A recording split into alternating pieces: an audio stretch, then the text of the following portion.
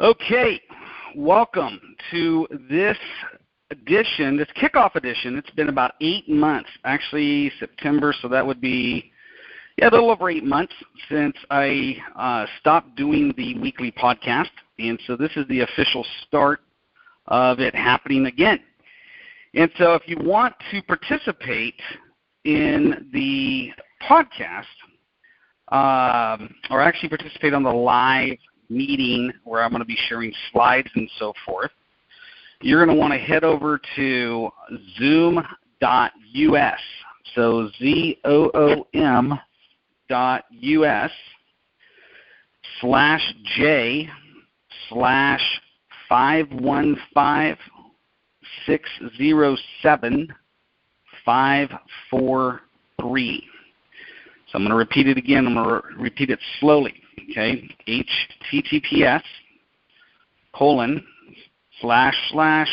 ZOOM as in Mary, .us/J as in Juliet, /515-607-543.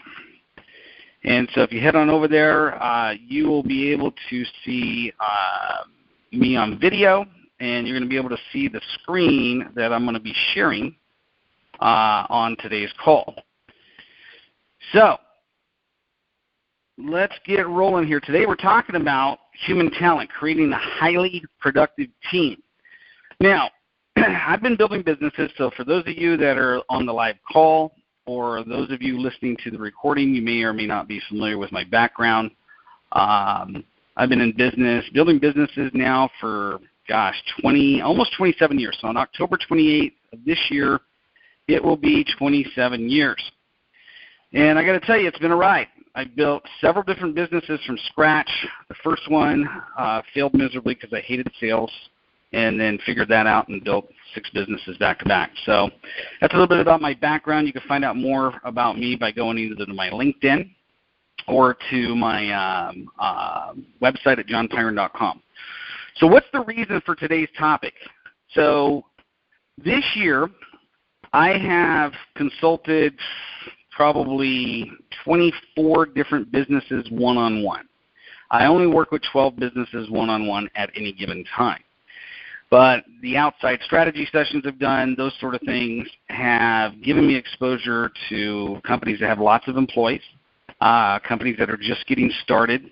And the one common theme that seems to be going across the board, and it doesn't matter what kind of business you have. I've got IT companies, I've got construction companies, I've got solar companies, and so forth. Finding the right people, getting the right people interested in your business, and then how do you select them? What's the interview process that you should go through? How you should bring them on board? How you should hire them? What should you pay them? And then ultimately, how do you get them to operate at the highest performance possible? And so I've done a lot of that work this year. I've hired a lot of employees. I've created hiring processes for all the companies that I consult across the board. And so on today's call, I'm going to share with you exactly what I've done for those companies, exactly step by step. How do you recruit somebody? How do you assess them and walk them through a process? How do you select the right person? How do you review them on a regular basis? How do you set up a scenario where they are excited about coming to work? They just absolutely can't wait to get to work, and then you literally have to tell them to leave because they're fired up about it. How do you do that? You need to take a moment to drink some agua here. I decided to do today's call on my back patio, and I didn't realize that it's going to be in the 90s, so that's kind of fun. Okay, so any information, before I get rolling here, any information that I share on this call, and those of you that have been on the calls before know that I'm going to drop a tremendous amount of value bombs. I'm going to give away a ton of stuff, and as I go and as I talk, things are going to come to my head, and I'm going to go, you know what, I got a great resource for that, and I'm going to share it with you. So if you want any of the resources I'm going to share today, because a lot of you are going to be listening to this recording, what I need you to do is text episode 97. So it's very simple. Text episode 97, your name, first and last name, your email address, and you're going to text it to 916-741-0596. So 916-741-0596. There are those of you that are listening to this recording that you're listening to it a year from now, and you're going to text me, and if you don't include that information, I'm not going to know what to send you, okay? So the outcomes for today's call, here's what you can expect. I'm going to share with you rock-solid information about a solid hiring process. So I want you to be able to walk away from this call knowing exactly what your hiring process is. Maybe I'm going to give you some ideas that you've never thought about today, but you're definitely going to get a bunch of information that you can take action on how to have a rock-solid hiring process. Second is I'm going to share with you information on a rock-solid review process. Now, I'm not talking about a yearly review. I'm not talking about the review you do every now and then. I'm talking about a monthly review process, and if you have lots of employees, how to break that down by teams and how to get the most out of your employees. Now, what I found when I implemented this review process, I originally implemented it in 2008. I had a company called Intelligent Business Network Solutions. And I started having lots and lots of employees work for me, and I wanted to figure out a way, how can I help these people operate at a very high level? One of the things I discovered, because I started doing this DISC assessment and all these assessments I'm going to talk about today back in 2006. A buddy of mine, Phil Bristol, came in and introduced me to this. But one of the things I discovered in dealing with employees is they require a lot of communication. And if you communicate with them and you assess them on a regular basis and you give them honest feedback about what they're doing great, what they're not doing great, and you literally get into their world and help them become super successful at what they do, man, they'll take ownership of that area of your business, number one. Number two is they'll do it way more better than you could ever possibly do it. So we're going to talk about how to do that today. Next, I'm going to talk to you about how to engage with me and my team. So mostly what I focus on is companies that have less than 50 employees. Okay, that's typically the space that I play in. I have a client of mine who focuses all their energy and effort on nothing but companies that are 25, 50 employees or higher. And so anybody that I run across, if you're listening to this recording or you're on the live call and you have a company that has more than 50 employees, you're going to want to reach out to me, and I'm going to introduce you to a company called the Energy Paradigm. And they are, in my opinion, the top company for human talent on the planet today. Really good friend of mine, Victor, and his wife Danielle own it, and they have a whole team and a whole system in place to making sure that you succeed. So that's how you would engage. Engage with me or connect with me, and I'll introduce you to them. All right, let's hop right on into it, because we all came here to hear some information. All right, so in order to develop a great team, we got to have a rock-solid recruiting process. And one of the biggest mistakes that people make is they think, let me actually put this over on this screen so you can actually see my notes, okay? And you'll see kind of the summary and the direction that we're going here, okay? One of the things about a recruiting process is this. Always, always, always, always, always, always, and I can't repeat that enough, always be in the recruiting process. Here's why. Great employees never cost you money. They will make you money. Now, average employees or just good enough employees, those will cost you money. I'll give you an example. One of my clients out of San Antonio, Texas, they have 15 employees. And one of the things I was talking to the owner there about is the fact that, the biggest challenge is you haven't been recruiting. And one of the things that we need to re-fire up in your business is we need to have a constant job ad for a salesperson, a constant job ad for key positions within your business. And you need to constantly be running those ads and constantly screening them and constantly running through the process. And here's why. You are going to run across an employee that is an absolute great employee. They love what they do. They will do it for free if they didn't have to earn money doing it. And those types of employees, when you run across them, you can always make room. Why? Because they don't really cost you any money at all. They're going to make you money. And so the first thing you got to understand about the recruiting process is it never, ever, ever stops. And the moment you stop the process, it's just like in sales, right? The moment you stop prospecting for new business, the moment you stop generating leads, at some point down the road, so this is the point where you stopped, and down the road is where you need that prospect, you're going to feel a drop in your business. I'm coming off of May 20, so it's 24, 25, 26, 27, 27 months of straight growth in my business. And good for me, big deal. This isn't about me, this is about you. The reason for the 27 months of straight growth is I got sick and tired. I've been doing this 27 years. I was reminded in my current business, don't stop generating leads. Even when you don't need them, don't stop generating leads. And if you continue to figure that out, you'll never have a dip in your sales. It's the same thing in the recruiting process. As long as you continue to recruit, continue to be open for good talent, continue to look for rock stars. Trust me, they're not unemployed. Rock stars are working for another team. And when I'm done here today, you're going to know how to build a great team, which is going to attract more great employees just like them. The first question you got to ask yourself as an owner is, are you a great owner? Would you hire you? Now, some of you, that's exciting, right? Some of you, you're like, yeah, I'd hire me. Great.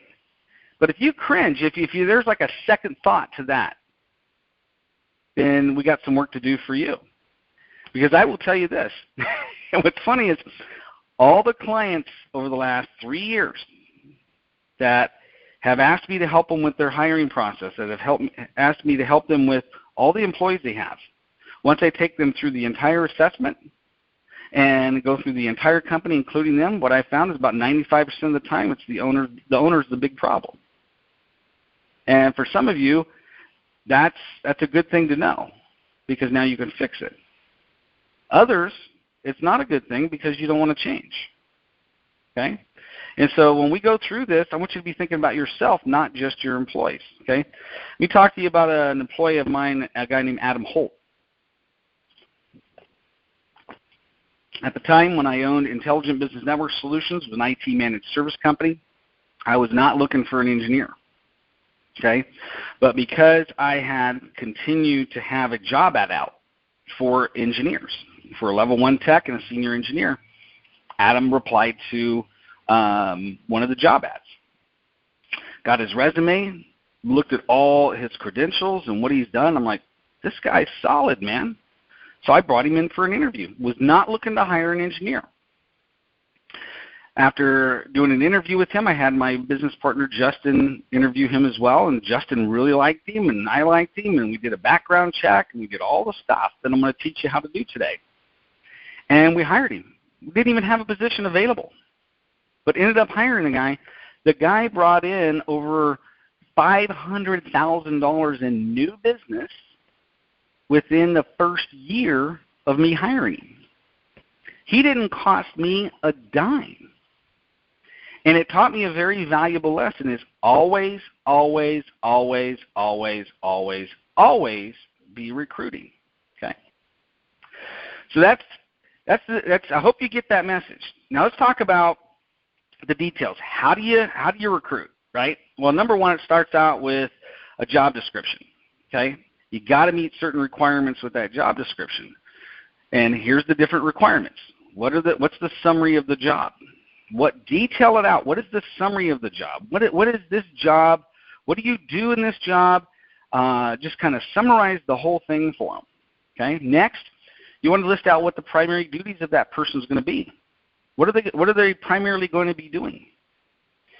Number 3, put additional responsibilities on there. Now, if you're at a state, because a lot of you are in different states,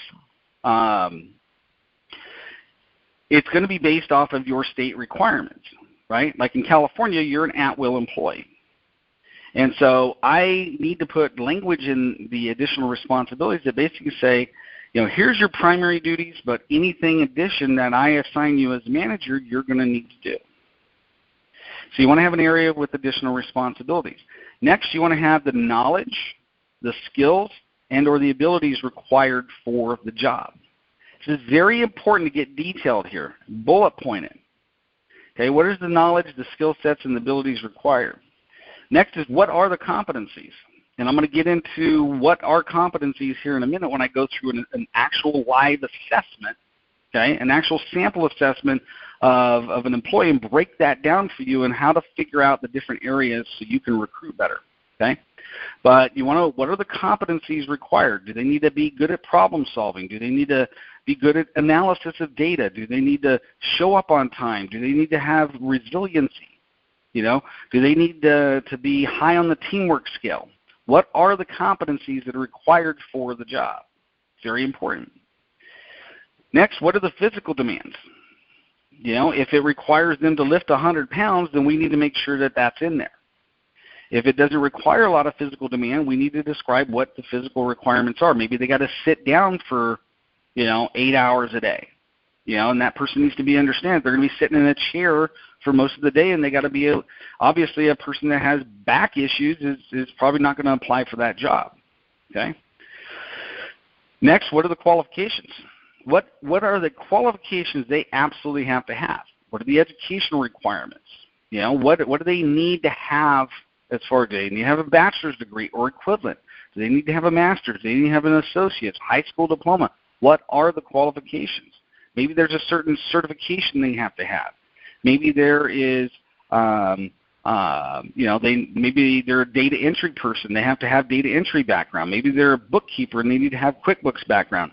Whatever the qualifications are for the job, you need to have that in that job description. And I'm going to get to why this is important here in just a second, so just bear with me.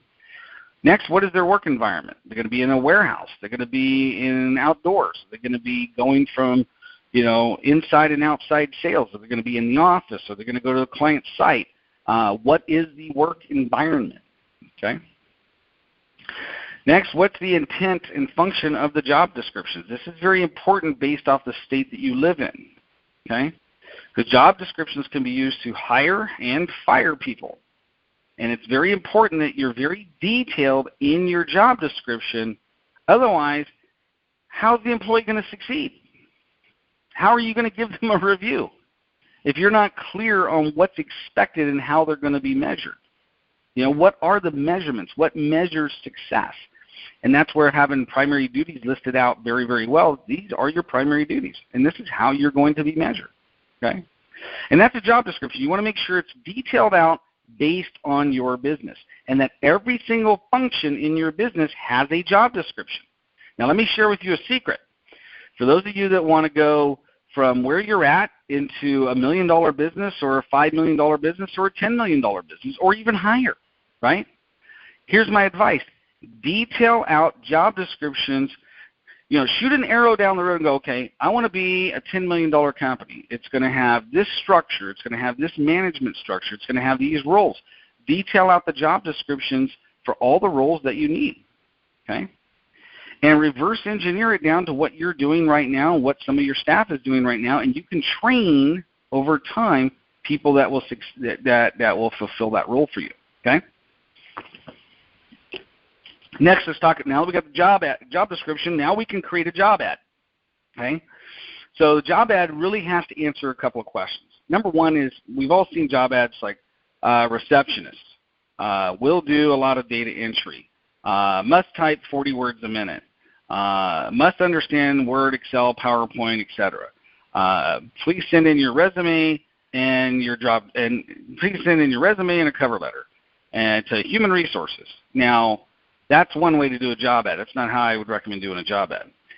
What I'd recommend doing a job ad is answering these questions. What is the job? Okay. Man, we're looking for an exciting receptionist. The day-to-day activity is going to be, call volume is going to be high. She's going to get lots of interaction with people, lots of interaction with employees. It's a highly productive environment, very fun environment to be around. What is the job? Describe it in such a way you're selling your position online. And with companies like Indeed, ZipRecruiter, all these different hiring functions out there, you're going to have to stand out amongst everybody else. Okay? So who is the perfect candidate? Describe your perfect candidate. The perfect candidate, let's just say I'm hiring for an assistant.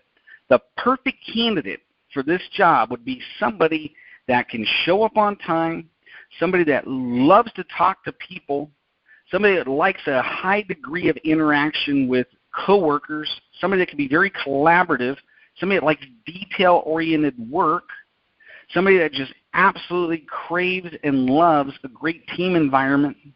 You see the difference? Is it's a lot more energetic, it's a lot more enthusiastic, which is going to attract the type of candidate that I'm looking for. Then what you want to do is, what are the brief details about the job? This is not a place to put your job description, because job description I'm talking about might be 2 or 3 pages long. But a brief summary, here's the job. Here's the basics of the job. Here's what you're going to do on a daily basis. Here's the exciting things that are going to happen. You're going to have a high degree interaction with people, or you're not. You know, what are the details of the job? Next, what makes your company unique? Why should they come to work for you? You see, that's something that I've always wanted to answer in any job I've ever created is, okay, what sets me apart? Why come work for me? And here's the reason why. Think about this. We live in such a competitive market space today that if you don't set yourself apart from everybody else, why should they give 1/3 of their life to you? Why should they come to work for you? It has never been easier to be a virtual assistant to make money from any company in this world. And we have a whole generation of millennials coming up, and they don't fit the traditional norm. Okay? They want to know what's in it for them. Why should they come to work for you? What makes you so unique? You know, are you going to give them flexible hours? We've got a whole different generation for millennials, a whole different way of recruiting. The company better be exciting. You can't have a boring job ad out there if you're going to expect to work with a millennial, and if you don't figure out how to work with a millennial, you're going to be hurting, because that is the largest generation in history. They're coming up in the marketplace. They have great talent, but they really like the independentness of being able to take ownership of their area of responsibility. And if you can show them in a job ad, in a job description, in a job interview that, hey, you know what, you're going to have an exciting time here. You're going to contribute. You're going to contribute to something bigger, right? We're going to have a global effect. We're going to impact lots and lots of people, you see? So if that is what you do and that's how your company is and that's the uniqueness about your company, you want to make sure it's in that job ad. Now here's the key to a successful job ad. Make sure there is a crystal clear call to action in that job ad. What I like to do is put in there's certain skill sets I'm looking for in a job. And one of them, if it requires a high degree of following instructions, I want to create a call to action that lets me know, does this person follow instructions, right? So at the end of my job, I would say, if you're interested in this job, I want you to send a cover letter detailing out the highlights of your skill set, number one. Number two, what makes you unique amongst anybody else applying for this job, okay? Number three, why you're interested in the job. And number four, the highlights of your resume. I give them always 3 to 4 calls of action, and I sit back and I look. I go, okay, did they follow instructions? Because if they don't follow instructions applying for the job, What makes you think they're going to follow instructions when they get the job? You see? So one of the keys, because once you put a job ad out, with the amount of people out there, you're going to get lots and lots, especially if you're using Indeed or ZipRecruiter, you're going to get lots and lots of people applying for the job, and you need an effective way of screening, okay? Which leads me to my next step. How do you screen, okay? How do you screen resumes, okay? Well, it's based on the job ad and job description, okay? 5 minimum qualifications. Do they follow instructions? Did they follow the instructions in the job ad, yes or no? And if they didn't, there's too many candidates applying for a job today. Depends on the skill set I'm looking for, right?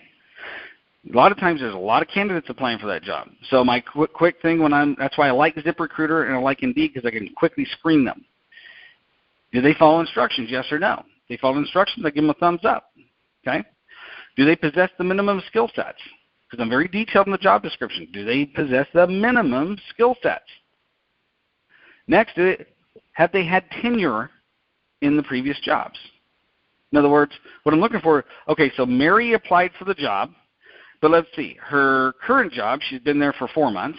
The job before that, she was only there for 2 months. The job before that, she was there for 6 months. Mary's just jumping around. So I'm not sure that I even want to let Mary get through my screening process because she jumped around way too much. Now, it depends on what that jumping around was, right? You know, if it's in the same industry, that's a problem, okay? Especially if it's a sales rep. You know, the telltale signs of a sales rep that sucks is they had a job for 3 months, then they had a job for 4 months, then they had a job for 5 months. So by the time the manager or whoever hired their butt figured out that they don't know how to sell, they had already been there for 3 months, because we're just going to give them one more shot, right? And so they ended up getting their butt canned. But that's not what they tell you in the interview process. Next, do they possess the minimum educational requirements? Did they submit a cover letter like I asked them to? And if it's no to any one of these 5, they don't qualify. I'm not going to waste my time when there's too many resumes applying for the same job. Once they make it through that process, now what I want to do is a short 5 to 10 minute phone call to where I can screen them. And I'm looking for very specifics, okay? If their job requires them phone or interaction with my clients, I want to look at what's their voice like on the phone. Do they have a good phone voice? If I got a call from them, would I feel great about that call? Okay, looking for phone voice. Next, why are they looking? Why are you looking? What happened on the last job that it was not fulfilling that you're now leaving? Okay? Because most of the time the job positions that I'm interviewing for, most of these people are not going to be unemployed. I'm looking for great people, not good people, not average people, okay? Not average employees. I'm looking for great employees. Most of the time, great employees are employed. They're not on the unemployment line, and if they are, they're not there very long. And so I want to go, why are they looking? Next, what attracted them? I mean, the job ad I put out, what was it about that job ad that attracted them to my company? What was it? Okay. Next, if I called their previous employer, what would the previous employer say? What would they say? And I let them know, I will be calling your references. I will be calling your business references, your job references, okay, fellow employees. I'll be doing a check on you. And if the job requires a background check, I tell them, hey, you need to be okay with passing the background check. I'm going to run your DMV. They're going to drive for my company. I may do a credit report. I may do a drug test. I want to make sure that they're cool with all of that on this 5 to 10 minute phone call, because I don't want to waste. Too many of you employers out there are wasting a shit ton of time with unqualified candidates. And if you put this little 5 to 10 minute time saver step in here, you won't waste a lot of time. So I make sure they understand all the stuff that's going to be involved in the process. And if they pass that, the next thing I want to do is I want to send them an assessment link. I'm going to get into an assessment here in a minute and what that looks like. But I want to send them an assessment that measures behaviors, motivators, and competencies. And like I said, I'll get into what that is here in a minute. If they're salespeople, I want to test their sales skills. I'm going to show you how to do that. Next, I'm going to review the assessment and make sure that they're going to fit. Okay? And they're either going to fit. Let me see if I can pull this up here and push this up on the screen. Okay? So I'm going to see where they fit in this area. Where is the job-related area? Okay? So let me actually do an escape here. See if I can move this over here, bring this up, okay, and highlight this. Okay? So when they take the assessment, if I'm looking for lead engineers, operations managers, project managers, service managers, they're going to fall in this area. Sales are going to fall in this area. Marketing is going to fall in this area. Admin staff, service coordinators, warehouse staff is going to follow in this area. Technicians, engineers, analytical type people are going to fall in this area. So I need to have an effective way of figuring out where they fit.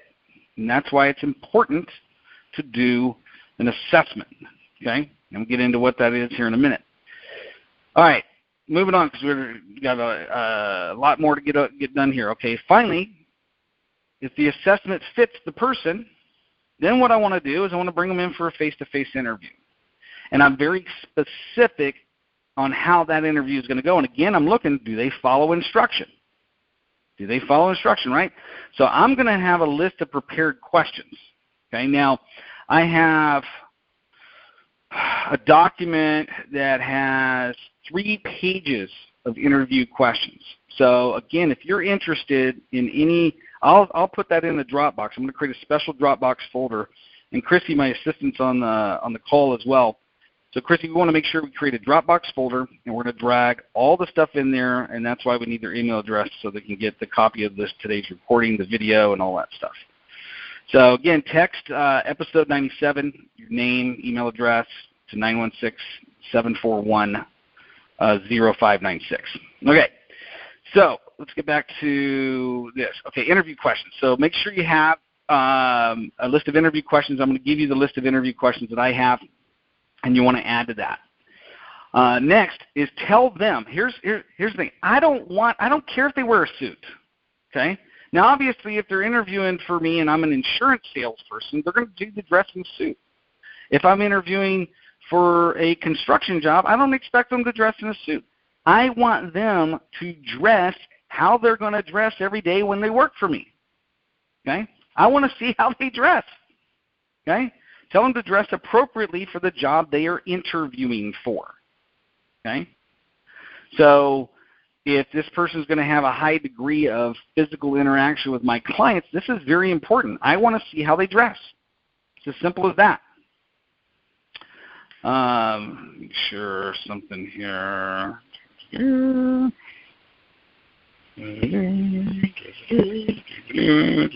Okay. Just wanted to make sure Chrissy's monitoring my deal, make sure I got good communication going on here. Okay. Where was I at? Okay. Dress appropriately for the job that they interview. The other thing is, did they show up on time? Now, every scenario is different, right? So if they're on the way to the interview and they're late, my question is, did they call me? It's really simple. Okay? Did you I got into a car accident on my way to your interview. Maybe they couldn't call. Well, great. Then I expect to get a call from them. Hey, I got into a car accident. I couldn't make it. Well, that's acceptable, right? But if they just show up 5 minutes late, I don't give a rip what their resume says. I can care less how the interview went. The phone interview. I can care less how the assessment went. If they show up late and they didn't call, I'm not going to interview them. And I point blank tell them. I walk out and I say, listen, this ain't going to work out. Okay? You're interviewing for a job. I'm very specific about the type of person I'm looking for. And the fact that you showed up late and didn't call me, okay, means that you're not a fit here. Because if they're going to show up late to get a job, they're definitely going to show up late when I give them the job. And then I got an average employee again, and the rest of my team is going to be pissed because I added an average employee to a great team. And here's a secret. Great people like to work with great people. Okay? Now, if you're just joining the call and you want to see the slides that I'm doing, okay, let me give you an address real quick. It is HTTPS, so it's the normal HTTPS, // Z as in Zulu, O-O-M as in Mary, .US as in Sam, so zoom.us /J as in Juliet, /515-607-543. Or you just go to zoom.us, click join meeting, type in 515-607-543. Okay. All right, let's get back into this because I know some of you are texting me and you're not on the part where I'm sharing the screen. Okay, did they show up on time? Here's the next thing. Did they bring a resume with copies of the resume? Are they professional? Right? And I tell them, hey, when you come to the interview, bring a resume with some copies. Did they do it? Okay. I tell them bring a reference list. Did they bring the reference list? And anything else I want to require them to do when they come to the interview. Like if they're interviewing with me for a sales job, I tell them, the moment I decide I'm going to bring a salesperson in, here's a key for some of you hiring salespeople. The moment I decide I'm going to bring a salesperson in for an interview, I tell them whatever product you're currently selling, you're going to walk me through your entire sales process. That is going to be the interview. So you just met me today, and I'm now a prospect. So whatever you do, whatever your process is, from now until you close me, your interview starts right now. And I just leave it at that. Because if they're a professional salesperson, they're going to send me an email. They're going to send me information about their product or service. They're going to set me up in their calendar. They're going to confirm the appointment. They're going to confirm the day before. They're going to come in. They're going to present their product or service to me. They're going to handle objections, and they're going to close. And if they can't do that, then I just save myself a ton of time hiring an inexperienced salesperson, right? So I tell them, hey, your interview starts right now. Okay, because I want to see their process, okay? So that's what I do differently with salespeople. Finally, after I'm done with the face-to-face interview, I'm going to do as many of those face-to-face interviews and with those candidates to whittle it down. I want 3 finalists. 3 finalists I can bring in for a group interview. And here's the key to group interviews. If you've already got employees and they're going to work with one of your employees, have that employee in the final interview, okay? Have yourself there, the employee, and you two interview that person together. If you have a manager, have that manager in there. Because I've got 3 finalists. I'm only going to give the job to 1. But I've been in situations where I've gotten 3 finalists, and one of them didn't quite make it, but the other 2, I'm like, man, I wish I could hire both of you. And I do my very best to hire both of them because they're great employees. Again, great employees don't cost you money. Okay? All right, let's move on because I want to go through the assessment process. But that's the recruiting process. If you get nothing out of today's call, just continue to recruit over and over and over and over again for the rest of your business life, and you will never have a shortage of great employees. The other thing it does, when you get an employee that comes on board and they start reading their own press clippings, they start thinking more about themselves than they should, and they start doing things like, well, you can't survive without me, or they start not following the rules. Guess what? When I have a nice, good talent pool waiting, I can walk that employee through a disciplinary process, hopefully turn them around, if not, can their ass. Okay? The moment I decide that hey, I'm done with this person, I fire their butt quickly. Don't drag it out. Too many business owners drag it out, and it costs you a ton of money. And the only reason most employers drag it out is because they got an empty pipeline of candidates wanting to work for them. Again, it comes down to the sales model. If you want to grow your revenue consistently, always, always, always recruit new leads. It's as simple as that.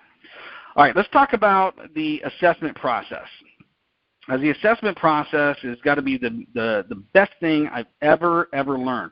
And I'm going to make this actually simple. I'm going to actually pull up an actual assessment, and I'm going to walk you through exactly what I do. Okay? I use a company called TTI Success Insights. Started using TTI in 2006. Phil Bristol did this on my company because I had, let's see here, at the time I had 12 employees and I kept having turnover. I'm like, what's the problem, right? So he came in and he did this assessment on all of my employees, debriefed them, debriefed me, and at the end of the day he came to me and says, here's the reason you have high turnover is because you're a jerk. It's what he told me. He goes, you are a jerk. And I'm going, what are you talking about? He goes, you're an ass. To me, those were his words. Those are not my words. Those are his words. And I learned that, you know what, in order for me to have great employees, it is up to me, the owner, okay? It's up to me, the manager, to adapt to their personality style, not them adapting to me. And the moment I embraced that, I started having lots and lots of successful teams. It's the same thing with all the clients that I have right now that I help build successful teams with, is teaching the owner and the managers, hey, if you want to have great teams, if you want to have high utilization, you need to find the right fit for your team, and then you need to communicate to them the way they want to be communicated to. And so let's go through this. So this is an example report of a lady named Sylvia Smith. Okay, she works for ABC Company. This is just an example. This is not one of my clients or anything. This is an example that TTI provided. So the assessment, we want to measure behaviors. We want to measure motivators, driving forces. We want to integrate those behaviors and driving forces together, and we want to measure competencies. Here's the deal. If I have a person's behavioral assessment, I've got about a 65% view of that person. If I have behaviors and motivators, driving forces, I have about an 83% view of that person. If I have a third assessment, such as competencies, I now have a 93% accuracy of that person. And having that information before I hire them, especially if I've ran this on all my team already and doing a group where I can see exactly how they're going to fit into the system, okay?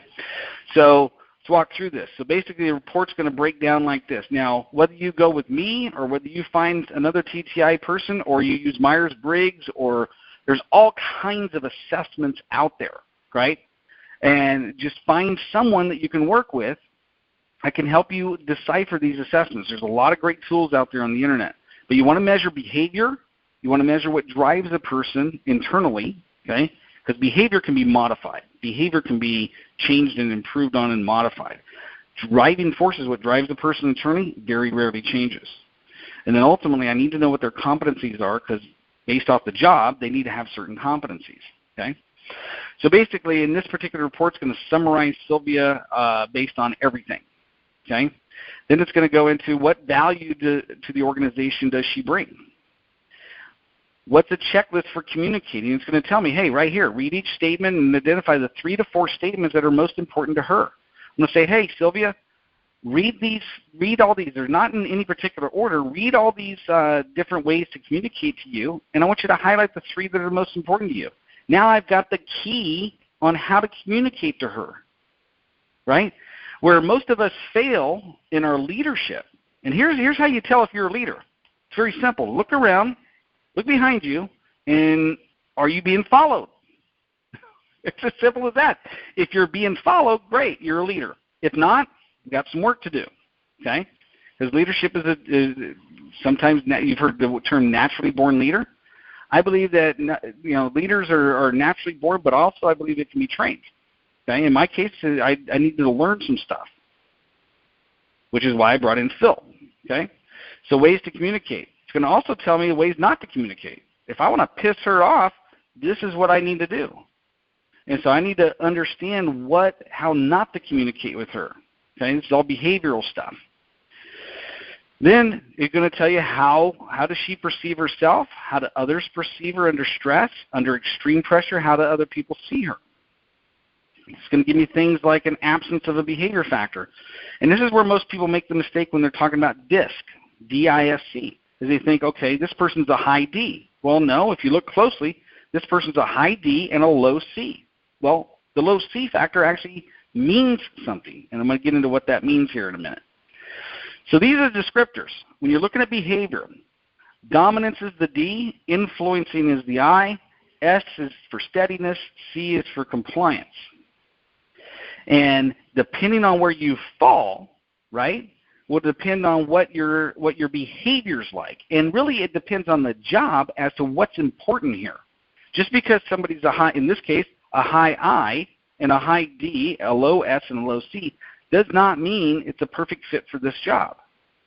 See, I need to know what the skill set is necessary for this behavioral makeup. And if I have that, I have a high degree of chance of hiring the right person. So if you're high on the dominance scale, so what does this mean, right? People, we as human beings, okay, are a mix of all four. It's not just one or the other, and there's no right or wrong here. The D scale has to do with how do I deal with problems and challenges, right? So if I'm high on the D scale, the way I deal with problems is I'm more venturesome, decisive, competitive, determined, strong-willed, pioneering, ambitious, driving. You'll recognize somebody that's high on the D scale because they'll use the words like, just get to the bottom line. Okay, don't need a lot of information. They're going to make a decision quickly. They talk in they're one-word or two-word statements, and they're very directive. Okay, if somebody's low on the D scale, they're more calculating, cooperative, hesitant, cautious, agreeable, modest, peaceful, and unobtrusive. Okay. Now, one of the things, Chrissy, I'm going to get you this this PDF. It's like a 59-page PDF. Drop this in that Dropbox too. Okay, that way that everybody can download this and look through it because it's very detailed on how this works. So on the I scale, I has to do with people. How are you with dealing with people, right? Some jobs require a high degree of interaction with people. Somebody that's a high I, inspiring, magnetic, enthusiastic, persuasive, convincing, poised, optimistic, and trusting. A person that is dominant in the I scale, these are the life of the party people. These are the people that walk in the room, they're flashy, they probably got a personalized license plate, they tell jokes constantly. You have to cut the interview, okay, because they will not stop talking. That's a person that's high on the I scale. A person that's low on the I scale is the total opposite. They're reflective, factual, calculating, skeptical, logical, suspicious, matter-of-fact, incisive. It's very important to know where they fall on how they deal with people and contacts, because certain jobs require a high degree of interaction with people, and other jobs require, no, I need a person that's low on the I scale, right? So knowing where that person falls is going to help me hire better. Next, we get into the steadiness scale. What does steadiness have to deal with? That has to deal with pace and consistency. What is the pace and consistency of this person? If they're high on the S scale, you'll recognize these people because they're very relationship-oriented, consistent, loyal. Their resume will probably have a job that they've been at for 15 years. They're extremely loyal. Okay, they have relationships that have been around forever, right? So they're relaxed, passive, patient, possessive, predictable, consistent, steady, and stable. That's a mark of a high S.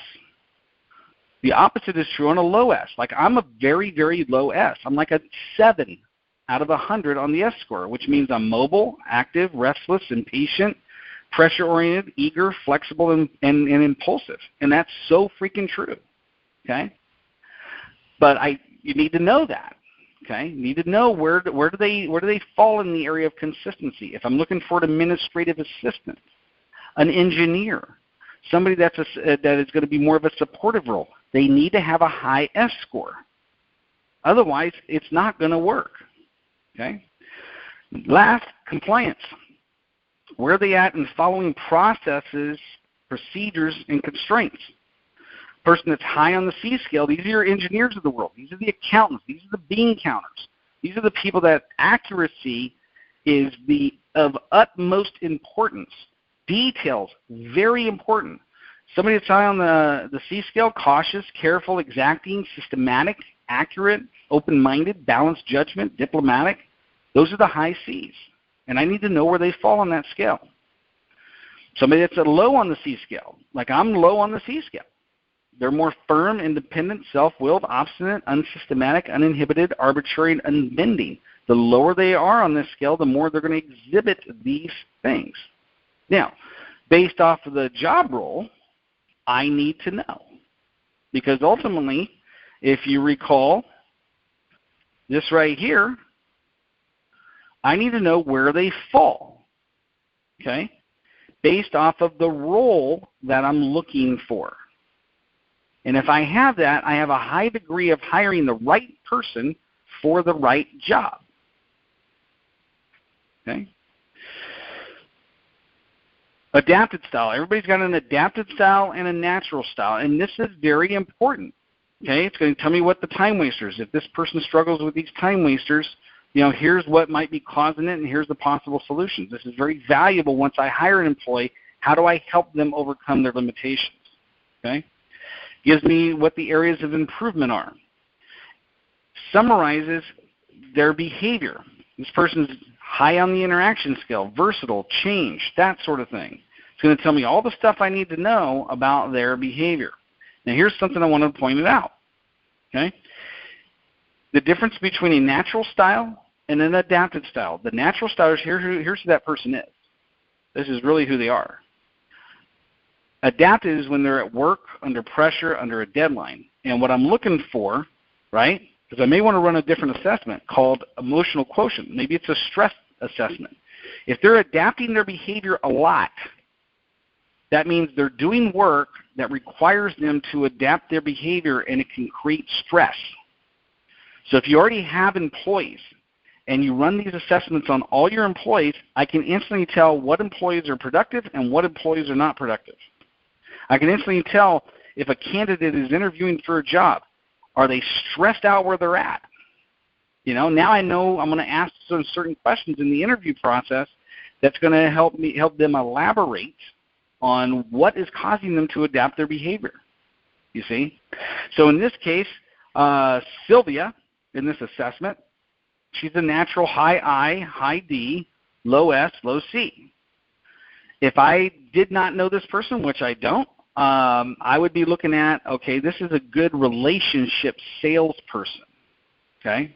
This is a good promoter, okay? Somebody that's going to be a high promoter in my business. Now, if I go to the wheel, guess what? She's a persuader, okay? Persuading conductor, a promoting persuader, okay? Her natural is she's a persuader, promoting persuader, okay? And when she's at work, she's a persuading conductor, meaning she goes into more of being a closer. Okay, somebody that's got a high D, lower I, lower S, lower C, has the ability to be a master closer. And depends on the job role is basically what I would hire her for. Okay, now that's behavior.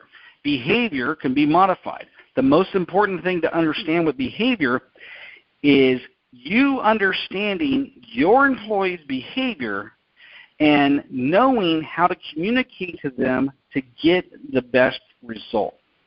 That's the key to behaviors. The more you understand behaviors, the better you're going to be able to adapt. Okay? So, Chrissy, also remind me, there is a series of 7 videos, training videos, that I can put in that Dropbox that will train people on DISC and that sort of thing. So I want to make sure that stuff gets in there as well. Let me get back to this. Boom. Understanding driving forces. Driving forces are very important. This is probably the biggest game changer in my own personal life, as well as understanding how to motivate employees. And that is understanding what drives a person. Okay? So it's going to summarize what their driving forces are, but basically there's 12 different driving forces. Okay? In this case, this person's number, it's broken down into 3 quadrants. Their top 4, which are their primary driving forces. Their middle 4, which is situational, which they can adapt, they cannot adapt. And their indifferent driving forces, which they can care less about. And so I need to know this stuff, and the reason is if I'm going to manage this person, I know what my driving forces are. But let's just say this person has completely opposite driving forces than me. Then guess what? Her and I are going to have a high degree of conflict if she comes to work for me, because we have competing driving forces. What's important to me is not important to her. and vice versa. I'll give you an example. I have a client of mine who he and his assistant had been working together for 11 years. And it's just in the past 4 years that he has been directly supervising her. First 6 months, no problem. Great. The last 3.5 years, it's been like a root canal for both of them every freaking day of the week. And I'm like, okay, what the problem is? So ran the assessment on it, and I discovered that his top 4 driving forces are identical to her bottom driving forces, okay? Her indifferent driving forces, and vice versa. Her top 4 driving forces are his indifferent driving forces. I don't care what company they work at. I don't care what business they're in. Those two will never, in this lifetime, get along in an employee-employer relationship. This is not going to work. And so when I shared that with both of them and created a roadmap to transition her out, okay, because she's been with him long enough, we're not just going to like up and dump her, right? But, you know, helping her get landed on her feet with a great job, okay? Actually, she's going to build a business, okay? And helping her part ways amicably has allowed her to create the processes and procedures for every single thing that she does in that company. And so when I bring in a candidate to replace her, it's a smooth transition, you see. And the reason is those two are never going to get along. But if I didn't have this information, I wouldn't be able to make that determination. So it's very important. So you've got altruistic, okay? Here's the difference. Here's the deal on driving forces. Knowledge has to do with instinctive. Do I make decisions based off of my intuition, based off of past experience? Or do I require a high degree of intellectual knowledge? Okay? Does the job give me what I need? In this case, this person needs to be able to make decisions based off of past experience. Okay? Utility. Am I a resourceful person or a selfless person? Do I require a lot of return on my time, energy, and investment, meaning I'm resourceful, or do I care less about accolades and awards? Okay, which means I'm more selfless. Okay? Surroundings. Do I require a harmonious environment where it's got to be paint and the right decorations and the plant and just the entire surroundings got to be harmonious in nature, or do I require a high degree of objective? Okay? So for the sake of time, I'm going to drop all this into a Dropbox folder. I'm going to put in there 7 different videos that will walk you through every single aspect of this assessment and how to make your own determination when you're hiring people. Okay? So that is, let me get back to notes over here. Okay? All right, so we talked about the assessment process. The review process is simply this. Should be done monthly. Should be done monthly. Why should it be done monthly? Because employees require a high degree of communication. And if I communicate with them about what they're doing and what they're not doing, okay, and what I'm doing and what I'm not doing as an employer, and I set goals with them every month, then guess what? They're going to operate at a higher level. So, Christy, the other thing we want to drop in there is I have the employee self-assessment and the manager assessment. We want to drop those resources in there as well, okay? So the components of the review process is simply a monthly meeting. If you have lots of employees, you want to delegate that to the different managers and supervisors. And it's a simple formula. I sit down with the employee and I go, listen, here's all the stuff that we as a company said we were going to do for you. We agreed to provide you a laptop, a desk, nice work environment, training, certifications. We pay your workers' comp. We contribute to your Social Security fund. Most employees don't get that. That as an employer, that big old FICA that comes out of your check, I have to match it. Okay, so I'm contributing to your Social Security the same amount you're contributing. It's required. Okay, so I go through the list of all the stuff I agreed to do for that employee, and then I ask them, this is your once a month meeting where you can call me a jerk, you can call me an ass, you can complain, you can whatever you want to say, because if I don't know what's wrong, I can't fix it. And I want you to be happy. And so I create a safe environment for that employee to speak up. And it gives me my homework on what I need to do. Because, again, employees don't just up and quit. They don't just wake up one morning and go, you know what, I think I'm going to quit today. No. They decide, hey, this job is no longer fulfilling. They go and put their resume out. They may look for a month, 2 months, and then one day they come in and give me a notice. And that pisses me off more than anything, because it's my fault as an employer, because I should have had better communication with my employee. And so this review process allows me to do that. The second half is, once I go, okay, here's all the stuff we agreed to do for you. How are we doing? Great. I either give myself pats on the back or I know what to fix. The next is I go, okay, here's all the stuff you said. And I whip out their job description. Right? That's why it's important to have a job description. Here's all the stuff you said you were going to do for us. Okay? Let's measure it. How are you doing? Right? What can you improve? How can I help you be better? Right? See, it's not an opportunity for me to kick their ass. Okay? It's an opportunity for me to encourage them to say, hey, you are better than this. Okay? If you're not succeeding here, it's because I suck as a leader. Okay? Or I need to improve, or maybe I'm not training you properly, or maybe I'm asking you to do stuff that doesn't play to your skill set.